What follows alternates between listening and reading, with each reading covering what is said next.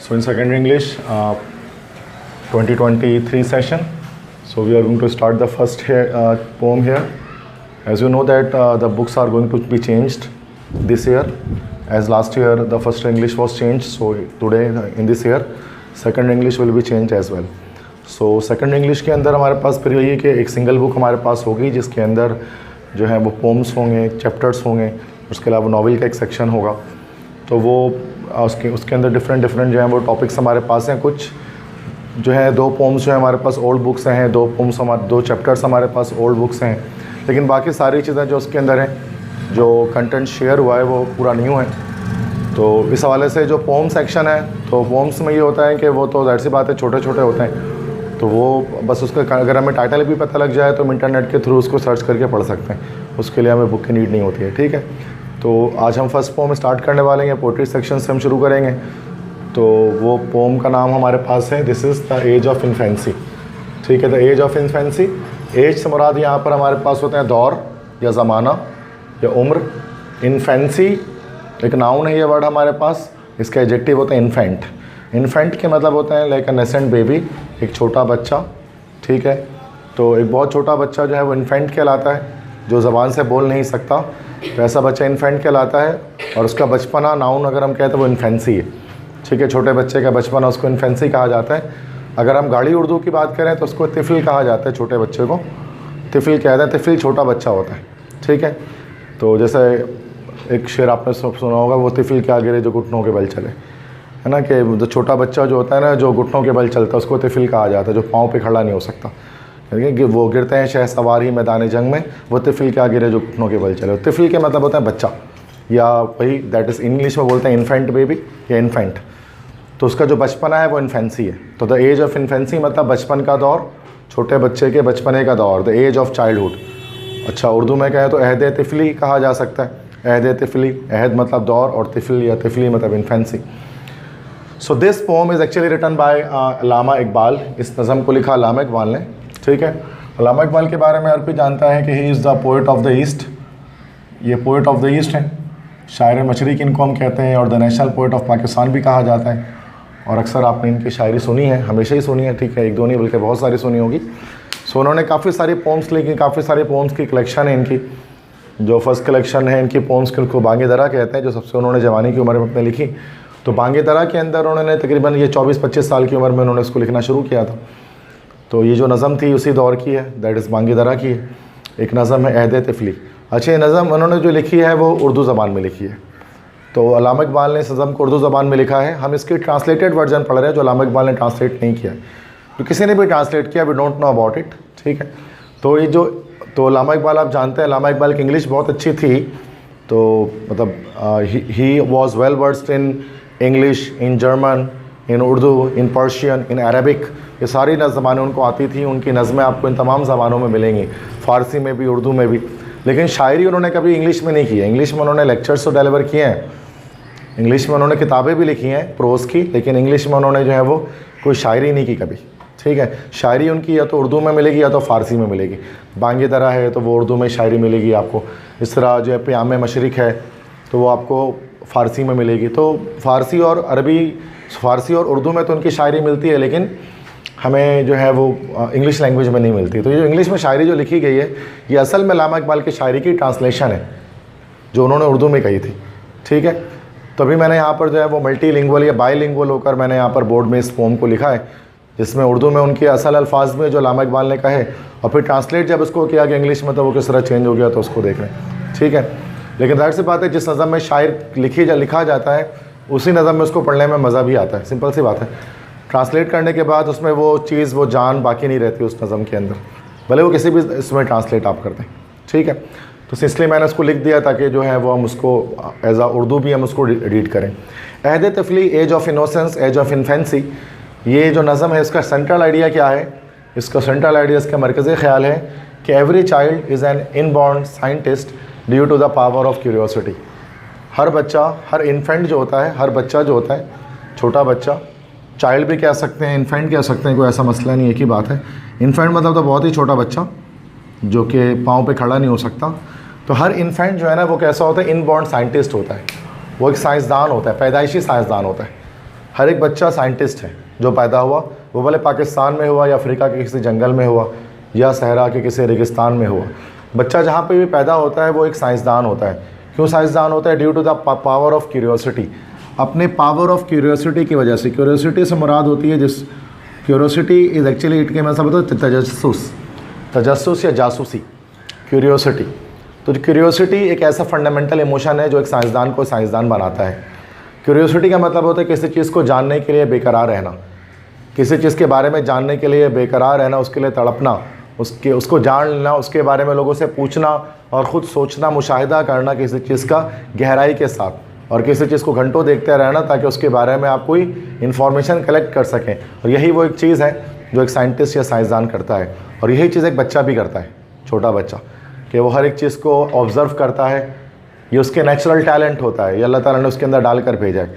सवाल करने की सलाहियत, क्वेश्चन करने की सलाहियत, कि वो हर एक चीज़ को देखता है, उसको ऑब्ज़र्व करता है, उसके बारे में जानने की कोशिश करता है, उसके बारे में सवालात उठाता है, उसके बारे में पूछता है, ठीक है, और उसको सीखता भी है। फिर उस चीज़ को अगर उसको कोई चीज़ बता दी जाए तो उसके जहन में वो चीज़ नक्श हो जाती है, जो आखिरी सांस तक उसके साथ वो वाली तरबियत या वाली बात रहती है।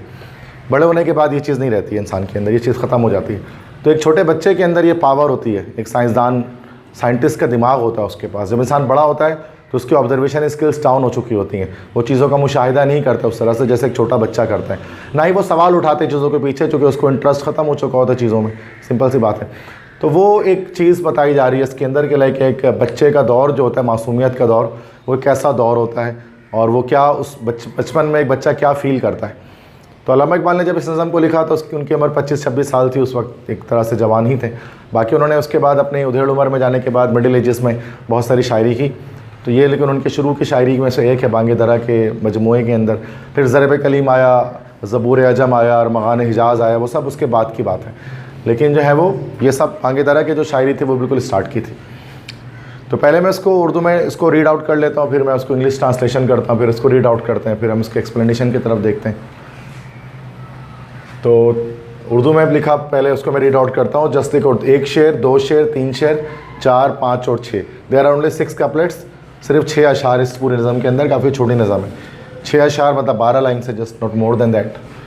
तो थे दियारे नौ ज़मीन व आसमां मेरे लिए, वुसअत आगोश मादर एक जहां मेरे लिए, थी हर एक जुम्बिश निशान लुत्फ़ व जां मेरे लिए, सिर्फ बेमतलब थे खुद मेरी ज़बां मेरे लिए, दर्द तिफली में अगर कोई रुलाता था मुझे, शूरश जंजीर दर में लुत्फ़ आता था मुझे, तकते रहना हाय वो पहरो तलक सोए कमर, वो फटे बादल में बेआवाज़ पा उसका सफ़र, पूछना रह रहे कि उसके कोहो सहरा की खबर, और हैरत दरोगे मसलिहत आमेस पर, आँख वक्फ दी थी लब माइल गुफ्तार था, दिल न था मेरा सरापा ज़ौक़ इस्तफ़सार था। तो ये एक नज़म है जो कि अल्लामा इकबाल ने लिखी थी। मतलब अल्लामा इकबाल की उर्दू थोड़ी सी टफ भी होती थी, उर्दू पढ़ के भी आप अंदाज़ा नहीं कर सकते क्या कहना चाह रहे हैं। तो इंग्लिश तो छोड़ ही दें आप इनको कि वो समझ पाएंगे आप उसको। पहले तो उर्दू में आप उसको समझेंगे कि क्या कह रहे हैं, फिर इंग्लिश में समझेंगे कि क्या ट्रांसलेट कैसे कर रहे हैं, ठीक है ना बच्चों। कि दिस इज़ अल्लामा इकबाल की नज़म है, तो और उनकी उर्दू जो थी वो थोड़ी सी कसीफ हुआ करती थी और उसको समझना पड़ता था। पहले तो उर्दू को समझना होगा, फिर इंग्लिश को समझना होगा, तो डबल मेहनत लगती है हम पाकिस्तानी बच्चों को आजकल के इसको समझने के लिए। तो थे दियारे नो ज़मीन व आसमां मेरे लिए, the earth and sky were unknown words to me, ठीक है, the earth and sky were unknown words to me, कि जो ज़मीन और आसमान ये मेरे लिए अननोन वर्ड्स थे, मतलब एक अनजान दुनिया जैसी थी, अनजान आलम जैसी थी। एक बच्चा जब दुनिया में आता है तो जाहिर सी बात है तो उसके लिए क्या होता है, यही वाली चीज़ होती है, the earth and sky were unknown words to me, कि उसके लिए ये दुनिया और ये आसमान उसके लिए एक अनजान एक धरती होती है। दियारे नौ से मुराद ये होगी ना कि नई जगह, नई ज़मीन, एक नई जगह थी, एक नई प्लेस थी, एक नई दुनिया थी मेरे लिए ज़मीन और आसमान। जब वो आंखें खोलता है और हर तरफ देखता है तो उसके लिए हर चीज़ नहीं होती है। वुसअत आगोश मादर एक जहाँ मेरे लिए, तो वुसअत आगोश, तो मदर मतलब इसके लाइक मैं मदर माँ, ठीक है, और वुसअत के मतलब होता है लाइक एक्सपेंशन, मतलब फैलना उसका। आगोश से मुराद गोद, माँ की गोद कहा जा रहा है। एक जहाँ मतलब एक दुनिया, तो वुसअत आगोश मादर एक जहाँ मेरे लिए, मतलब मेरे माँ की जो गोद है वो एक जहान की मानिंद थी, वो एक दुनिया की मानिंद थी मेरे लिए। पूरी दुनिया मेरे लिए वही थी, मेरी माँ की गोद थी, क्योंकि वो बस वहीं रहता था, उसके अलावा तो कहीं जाता नहीं था, छोटा बच्चा जो होता है। तो only the expanse of mother's bosom was a world to me, सिर्फ जो कुशादगी थी मेरी माँ की गोद की वही मेरे लिए दुनिया थी मेरी। क्योंकि उसी में मेरी दुनिया बसर होती थी और वहीं मैं चीज़ों को सीखता था, तरबियत हासिल करता था। क्योंकि माँ की गोद जो है वो इंसान की पहली दरसगाह होती है जहाँ से वो चीज़ों को सीखता है, ठीक है, लर्न करता है। तो ये पहला शेर था इसका कि थे दयारे नो ज़मीन व आसमां मेरे लिए, वो सत्य आगोश मादर एक जहाँ मेरे लिए। The earth and sky were unknown words to me, only the expanse of mother's bosom was a world to me. मतलब अगर इंग्लिश में बोले तो ठीक है। तो एक छोटा बच्चा अगर आप देखें ना तो उसके जहन को सोचें तो वो क्या सोच रहा है, तो वो ये बातें उसमें लिखी गई हैं। छोटा बच्चा क्या सोचता है, अगर से वो मुँह से बोलता कुछ नहीं बट उसके जहन में यही चीज़ चल रही होती थी। हर एक जुम्बिश निशान लुत्फ़ व जाँ मेरे लिए। जुम्बिश का मतलब होता है लाइक मूवमेंट, हरकत। तो हर एक जुम्बिश, हर एक मूवमेंट निशान लुत्फ़ व जाँ मेरे लिए, वो मेरे लिए एक लुत्फ़ व जाँ मतलब मेरे लिए एक मज़े का बाइस बनता था, मेरे लिए एक तफरी का सामान होता था। छोटे बच्चे जाहिर सी बात है जब वो उनके सामने हाथ हिला दो बस, या कोई घूमने वाली चीज़ उनके सर पे ऊपर लटका दो, परिंदे घूम रहे हों ये वो, तो उस मूवमेंट को देख के ही वो खुश हो जाते थे। मतलब छोटी छोटी चीज़ों से बहल जाते थे बच्चे। तो हर एक जुम्बिश निशान लुत्फ़ व जाँ मेरे लिए, सिर्फ बेमतलब थे खुद मेरी ज़बान मेरे लिए, ठीक है। मतलब मेरी ज़बान मेरे लिए बेमतलब थी, मैं खुद क्या बोलता था वो मुझे खुद भी समझ में नहीं आता था। तो every movement was a symbol of life pleasure to me. हर एक हरकत एक निशान थी मेरे लिए ज़िंदगी की खुशी का। मैं हर खुश हो जाता था उसको देखकर जब कोई हरकत होती थी मेरे सामने। My own speech was like a meaningless word to me. मतलब मेरे खुद के अल्फाज जो थे, मेरी खुद की ज़बान जो थी वो एक मीनिंगलेस वर्ड थी मेरे लिए, बेमतलब अल्फाज थे मेरे लिए। मतलब मैं अपने अल्फाज को भी समझ नहीं पाता था। जाहिर सी बात है छोटा बच्चा है, वो बोलने की कोशिश तो बहुत कुछ करता है, लेकिन उसको समझ मतलब ना वो दूसरे उसको समझ पाते हैं और ना वो खुद अपनी ज़बान को समझ पाता है। तो यही है ना, बच्चा उस वक्त सोचता है कि थी बेमतलब खुद मेरी ज़बान मेरे लिए, कि मेरे लिए मेरी ज़बान भी बेमतलब थी, मैं उसको नहीं समझ पाता था कि मैं क्या बोल रहा हूँ या मैं क्या मेरे मुँह से अल्फाज निकल रहे हैं। My own speech was like a meaningless word to me. तो ये सेकंड समझ में आ गया। सेकंड एक जो लाइन जो सेकंड जो है वो कपलेट यहाँ पर दूसरा शेर। तीसरा शेर है दर्द तिफली में अगर कोई रुलाता था मुझे, शोरश जंजीर दर में लुत्फ़ आता था मुझे। दर्द तिफली में अगर कोई रुलाता था मुझे, मतलब जब मुझे रोना आता था किसी भी वजह से, भूख लगती है बच्चा तो बच्चा रोता है, उसको कोई दर्द होता है तो फिर उसको रोता है बचपन में, पेट में दर्द, अक्सर बच्चों को कॉलिक पेन वगैरह होते हैं। तो दर्द तिफली में अगर कोई रुलाता था मुझे, जब बचपन में कोई मुझे रुलाता था, शोरश जंजीर दर में लुत्फ़ा। शोरश से मुराद यहाँ पर होती है शोर या नॉइस। जंजीर दर, जंजीर मतलब लाइक जो दर मतलब होता है दरवाज़ा, और जंजीर से मुराद उस पर जो कुंडी लगी होती है, जंजीर जैसी पहले हुआ करती थी, तो उसके हिलने से एक आवाज़ आती है। तो छोटे बच्चे जब रोते थे तो माँ उसी को हिला देती थी ना, तो उससे क्या होता था, बच्चा चुप हो जाता था। तो शोरश जंजीर दर में लुत्फ़ आता था मुझे। ये कुंडी खटखट करना शुरू कर देते हैं, तो कुंडी की जब खटखट होती है तो बच्चा चुप हो जाता है, खामोश हो जाता है, किसी भी तरह के अल्फाज से। तो दर्द तिफली में अगर कोई रुलाता था मुझे, शोरश जंजीर दर में लुत्फ़ आता था मुझे। मतलब वो कुंडी भी खटखट हो जाती थी या जंजीर हिलती थी तो उसकी आवाज़ से मुझे लुत्फ़ आता था और मुझे सुकून सा मिल जाता था। तो during infancy's pain if somebody made me cry, कि अगर बचपन के दर्द में अगर कोई मुझे रुलाता था, is someone made me cry, कोई मुझे रुलाता था, the noise of the door chain would comfort me. तो डोर चेन मतलब वही क्या ना, दरवाजे में जो जंजीर हुआ करती थी या कवाड़ जिसको कहा करते थे, कुंडी कह सकते हैं आप। तो वो उससे मुझे कंफर्ट मिलता था, मुझे सुकून मिलता था और मैं सुकून में आ जाता था, मैं इत्मीनान में आ जाता था और मैं रोना बंद कर देता था। छोटा बच्चा ऐसे ही करता है, जब उसको रोए तो उसको कोई घंटी वगैरह बजाता, मतलब नॉर्मल तो टॉयज़ वगैरह होते हैं इधर उधर से वो बजाने की चीज़ होती है, पियानो, गिटार, ये वो बहुत सारी चीज़ें होती हैं। जब उसकी आवाज़ वो सुनता है डिफरेंट टॉयज़ की तो वो बच्चा खामोश हो जाता है। पहले तो टॉयज़ नहीं होते थे, इलेक्ट्रॉनिक्स वगैरह के, तो इस तरह से कुंडी वगैरह हिला दिए तो भी आवाज़ से वो बच्चा चुप हो जाता था। समझ गए। तो ये थर्ड स्टैंज़ा है, मतलब वो बता रहे हैं कि एक बच्चा उसके बारे में कि भाई वैसे तो मैं रोता रहता था जब मुझे भूख लगती थी, मुझे दर्द होता था, लेकिन जब वो कोई कुंडी खटखटाता था या फिर आवाज़ आती थी तो मुझे इसमें लुत्फ़ आता था किसी भी तरह के।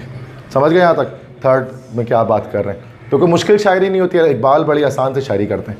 ये तो बच्चों के बांगे दरा की शायरी तो सारी आसान होती है इनकी। तकते रहना हाय वो पहरो तलक सोई कमर, वो फटे बादल में बेआवाज़ पा उसका सफ़र। तकते रहना मतलब देखते रहना, हाय वो पहरो तलक सोई कमर, कमर से मुराद होती है चांद, मतलब चांद को तकते रहना। चूँकि बच्चा जाहिर सी बात है लेटा होता है, अक्सर सर के बल मतलब ऐसी पीठ के बल लेटा होता है, गोद में भी ऐसी पीठ के बल ही होता है, और ऊपर आसमान को ही तक रहा होता है एक बच्चा।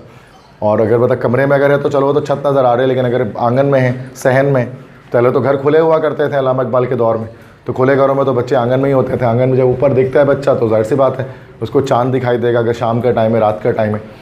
तो वो कहता है कि तकते रहना हाय वो पहरो तलक सोए कमर, कि वो पहरों तक पूरे दिन भर जो है वो वही या रात भर वो चाँद को देखते रहना, वो फटे बादल में बेआवाज़ पा उसका सफ़र, और किस तरह से वो सफ़र करता था फटे बादलों के बीच में, इधर उधर पैचेस ऑफ क्लाउड्स होते थे और वो सफ़र करता रहता था और मैं उसको देखता चला जाता था।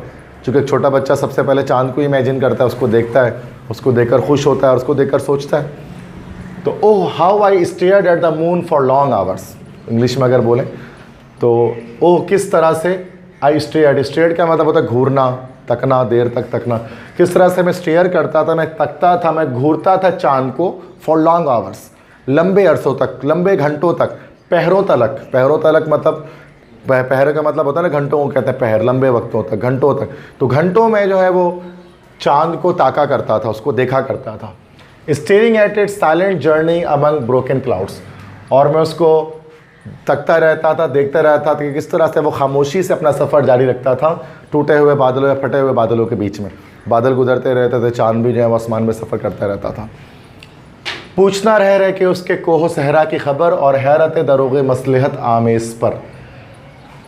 पूछना रह के उसके कोहो सहरा की खबर, मतलब वो बच्चा फिर पूछता था, मतलब थोड़ा बड़ा हो जाएगा, जब बच्चा थोड़ा बड़ा हो जाता था इतना कि अब उसकी क़ुव्वत गोयाई आ गई है, अब उसको थोड़ा बहुत बोलना आ गया टूटे लफ्ज़ों के साथ। मतलब बच्चा जब जाहिर सी बात है 1 साल का हो, 1.5 साल का होता है तो उसको कुछ ना कुछ टूटे अल्फाज में बोलना शुरू करता है। तो पूछना रह के उसके कोहो सहरा की खबर, रह कर मैं पूछता था उसके कोहो सहरा, कोह के मतलब होते हैं लाइक माउंटेन्स, पहाड़, और सहरा मतलब होता है रेगिस्तान, डेजर्ट। तो मैं पूछता रहता था कि मतलब जब आसमान में जब मैं चाँद को देखता था तो चाँद में आपको पता है कि वो निशानात दिखते हैं, ऐसा लगता है जैसे उसमें पहाड़ हैं, जैसे उसमें रेगिस्तान है, कुछ भी। तो मैं उसके बारे में अपने बड़ों से पूछता था, अपनी अम्मी से, अपने अब्बू से या अपने भाई बहन से, कि उसकी खबर, उसके बारे में कि वो क्या चीज़ है। और हैरत दरोगे मसलहत आमेज़ पर, और मुझे हैरत होती थी दरोगे मसलहत, दरोग से मुराद यहाँ पर है झूठ, मसलहत आमेज़ झूठ पर मुझे हैरत हुआ करती थी। मतलब जब मैं लोगों से पूछा करता था बताएं भाई कि ये आसमान में, ये चाँद में ये क्या चीज़ है या फिर उसके पहाड़ क्या हैं, तो अब क्या होता था कि मुझसे जो है वो लोग मसलहत के तहत मुझे बहलाने के लिए, फुसलाने के लिए मुझसे झूठ बोला करते थे।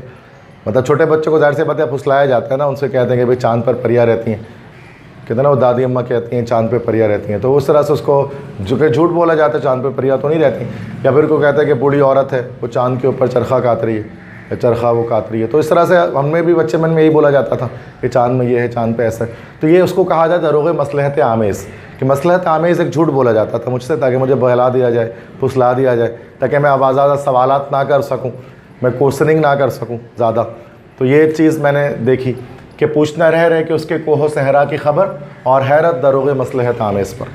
तो I would ask repeatedly about its mountains and plains, English में पढ़ते हैं तो मैं पूछा करता था। आई वुड आस्क, वुड जो है जब हम लगाते हैं तो मतलब ये पास्ट की हैबिचुअल एक्शन की बात करता है इंग्लिश लैंग्वेज में। तो आई वुड आस्क मैं पूछा करता था, यूज़ टू आस्क मीन्स ना, मैं पूछा करता था रिपीटेडली मतलब कि बार बार लगातार मैं पूछा करता था about its mountain and plains, उसके पहाड़ों के बारे में, उसके सहराओं के बारे में, वादियों के बारे में। And how surprised would I be at that prudent lie, और कितना मैं हैरत में आ जाता था जब मैं सुनता था वह प्रूडेंट लाई मतलब तो होता है झूठ, और प्रूडेंट मतलब मसलहत आमेज़, जिसके पीछे को मसलहत छुपी हो। तो जब मैं प्रूडेंट लाई मतलब मसलहत आमेज़ झूठ सुनता था तो मैं कितना हैरत में आता था कि हर शख्स मुझसे अलग बात करता है, कोई एक बात कहता है, कोई दूसरी, कोई तीसरी, और यकीनन जाहिर सी बात है किसी की बात मेल नहीं खा रही तो वो आपस में सब मुझसे झूठ बोल रहे हैं या मुझे बहलाना चाह रहे हैं कि मैं सवालात ना करूँ या मेरे दिल बहल जाए उन सवालात को सुनकर। तो अक्सर मतलब छोटे बच्चे में बताया जा रहा है क्यूरियोसिटी होती है हर एक चीज़ को जानने की, पूछने की, और वो पूछता भी और उसको भी बताया भी जाता है बचपन में कुछ ना कुछ चीज़ों के बारे में। घर में तो जाहिर सी बात है वो कुछ ना कुछ सीख ही रहा होता है, कुछ ना कुछ पॉजिटिव वे पर उसको बताया जा रहा होता है, सिखाया जा रहा होता है। तो चाइल्ड, आइंस्टाइन ने भी यही कहा था ना कि every child is born intelligent until he और she is admitted to school. ठीक है, तो हर बच्चा जो है ना वो ज़हीन पैदा होता है या साइंटिस्ट पैदा होता है, और उस वक्त तक साइंटिस्ट रहता है जब तक वो स्कूल में दाखिल नहीं किया जाता है। एक बच्चे के अंदर का साइंसदान उस दिन मरता है जिस दिन वो पहले दिन स्कूल चले जाता है। तो हमारा जो कन्वेंशनल स्कूलिंग सिस्टम है वो उस बच्चे के साइंसदान को मार देता है, फिर वो एक जो फिर सौदा निज़ाम है एजुकेशन सिस्टम उसके थ्रू जुड़ जाता है और फिर वो रट्टा मारता है, जो भी करता है फर्स्ट सेकंड थर्ड के घोड़ दौड़ में आ जाता है और लर्निंग कहीं पीछे रह जाती है और एक कंपटीशन की तरफ वो आ जाता है। और ये तो हर स्कूल में होता है, चाहे दुनिया के किसी भी स्कूल में, चाहे अक्सर थर्ड वर्ल्ड कंट्रीज़ के अंदर। तो वो एक चीज़ है जो यहाँ पर हमें बताई जा रही है। आइंस्टाइन कहता था ना कि education is what that remains when you forget everything that you have studied in school. तालीम क्या चीज़ है? आइंस्टाइन कहते थे कि तालीम वो चीज़ है जो उस वक्त बच जाती है जब वो सब का आप भूल जाते हो जो आपने स्कूल में सीखा रहा होता है। स्कूल में सीखी हुई हर एक चीज़ को भूल जाओगे ना, तो जो बच जाएगी वो चीज़ तालीम कहलाती है, वो आपकी कॉमन सेंस है। ठीक है, तो बहुत गहरी बात करते हैं, बड़ी सोचने की बात है क्या बात कर रहे हैं उसके अंदर। चूँकि हमारे यहाँ के स्कूल हमारे अंदर का साइंसदान मार देते हैं, क्रिएटिविटी को, क्यूरियोसिटी को, नेचुरल तजस्सुस को। चूँकि घर में तो जब वो बच्चा सवालात उठाता है तो भले उसको मसलियत आमेज़ झूठ के तहत ही उसको बताया जाता है, स्कूल में उसको वो झूठ भी सुनने को नहीं मिलता है, क्योंकि उसको सवाल करने की इजाज़त ही नहीं होती है। टीचर्स है, ख़ास तौर पर छोटे बच्चों को तो बिल्कुल भी नहीं होती है। इस लेवल पे, जिस लेवल पे आप बैठे हैं, इस लेवल पे तो आप क्वेश्चंस कर भी सकते हैं, लेकिन जाहिर सी बात है अब इस लेवल पे करके फ़ायदा इसलिए नहीं होता है कि वो क्यूरियोसिटी आपकी मर चुकी होती है बचपन में, वो प्री प्राइमरी क्लासेस में, प्राइमरी में ही मर चुकी होती है। तो अब इस लेवल पे आने के बाद वो क्यूरियोसिटी आप दोबारा बरकरार नहीं रख पाते हैं। इसलिए अगरचे पढ़ने के लिए इतना कुछ होता है, फिजिक्स, केमिस्ट्री, मैथ्स, बायो में सवाल उठाने के लिए, लेकिन फिर भी आप नहीं उठा सकते हैं, क्योंकि वो क्यूरियोसिटी मर चुकी है बचपन में, जो कि एज ऑफ इन्फेंसी के अंदर आपको दिख रही होती है। अब वो मौजूद नहीं है। जैसे आप छोटे में हर एक चीज़ के बारे में सवाल करते थे, चाहे वो पंखा हो, बत्ती हो, लाइट हो, दीवार हो, फर्श हो, आसमान हो, लेकिन अब तो आप नहीं करते सवाल किसी भी चीज़ के बारे में। या अगर होता भी है, देखते भी है, तो बोलते हैं कि नहीं यार छोड़ो, क्या करना है सवाल करके, जो भी है होगा कुछ। तो ये चीज़ है जो कि इंसान के अंदर ख़त्म हो जाती है आगे जाके। लास्ट, उसके बाद कपलेट देखते हैं, लास्ट शेर देखते हैं। आँख वक्फ दी थी, लब माइल गुफ्तार था, दिल न था मेरा सरापा ज़ौक़ इस्तफ़सार था। आँख वक्फ दी थी मतलब मेरी आँख देखने के लिए बरी थी, मेरी आँख देखना चाहती थी। वक्फ दीद थी, दीद का मतलब होता है देखना, दीदार करना, दीदार का वर्ड दीद से निकला है। वक्फ का मतलब किसी चीज़ को वक्फ कर देना।